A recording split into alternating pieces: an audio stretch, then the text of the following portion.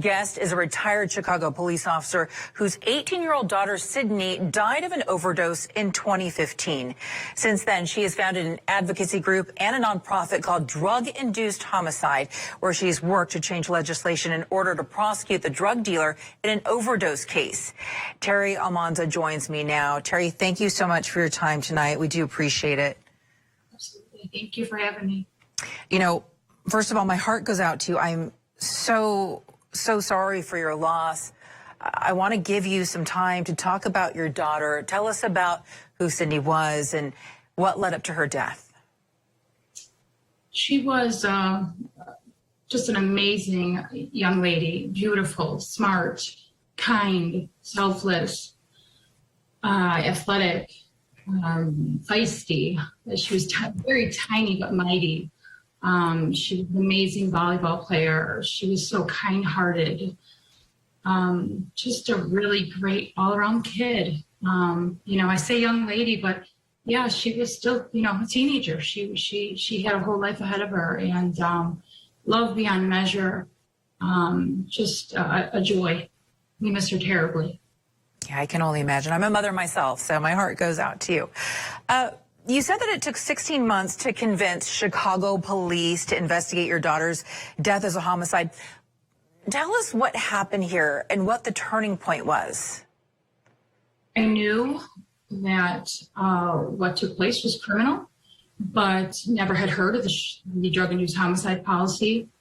And I guess probably because it just was never used. I was advised by the Chicago Police Detective Division that her case was non-criminal, and it was closed immediately. Her toxicology came back with MDMA, and they closed it and said that it is not our policy to investigate these deaths criminally, that Sydney made a choice. I immediately said Sydney never made a choice to die. And somebody made a choice to peddle poison, and I wanted answers, and I wanted someone held accountable. I identified the 1989 drug-induced homicide statute, found out that it is rarely enforced in Illinois, almost never enforced in Chicago, and I decided that I was not going to let this go. And I thought, here I am, a Chicago police officer whose 18-year-old daughter was poisoned in the city that I work in, and I can't get justice, and there's a statute saying that what happened to her was a homicide. So that is when the Drug Induced Homicide Foundation was created. I commend you, for your courage and bravery in this fight. You think that everyone who sells lethal doses should be facing charges. So are these homicide by overdose laws only targeting high-level dealers rather than maybe user dealers, meaning people who might be addicted to drugs themselves, or they might be using or selling with friends who ultimately become victims?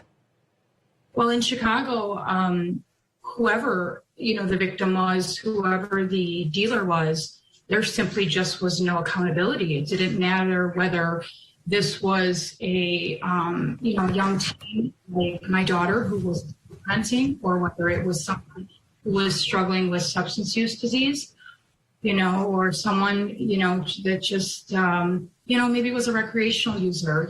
These kids are now thinking that they're getting Percocet, Xanax, Adderall, and they're getting fentanyl and they're dying. So it just, in Chicago, the protocol was to classify these cases as non-criminal and close them without any investigation. So, it really wasn't a matter of changing the law. It was a matter of enforcing the law. I want to go ahead and shift focus for just one moment and play devil's advocate, if you will, because not everyone thinks that incarceration is the right approach. We were able to speak with a woman named Morgan Godvin, who ended up going to prison after her best friend overdosed on heroin. She sold it to him.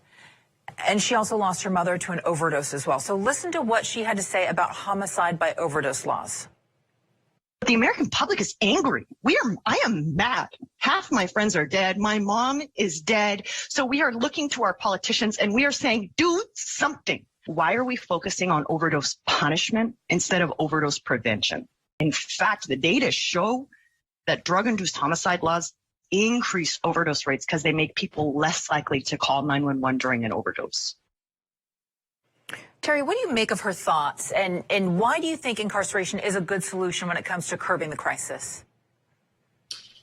Well, first, I'd like to extend my sympathies to the family that was lost in her case. And I'd also like to extend my sympathies to her mother and her family as well. I don't believe that incarceration is the only answer. I believe that it is a tool for law enforcement to use. I support treatment. That's just not my focus. My focus is enforcing the drug-induced homicide statute. These are not an overdose. When someone consumes too much alcohol, we do not refer to that as an alcohol overdose. We call that an alcohol poisoning. I'd like to know what the recommended dosage of MDMA is, of fentanyl, of carfentanil is. There is none. So these are poisonings, and they're criminal. And, it's unfortunate, that she had to be incarcerated to turn her life around. But, we make decisions in life, and those come with consequences. And my daughter paid with her life. What do you think is the best way to handle the growing opioid crisis? So we have a little list. Absolutely, I think that law enforcement needs to classify every single suspected drug toxicity death and treating it as a homicide. I believe that the social media platforms need to put an end to selling these illicit drugs on these social media sites.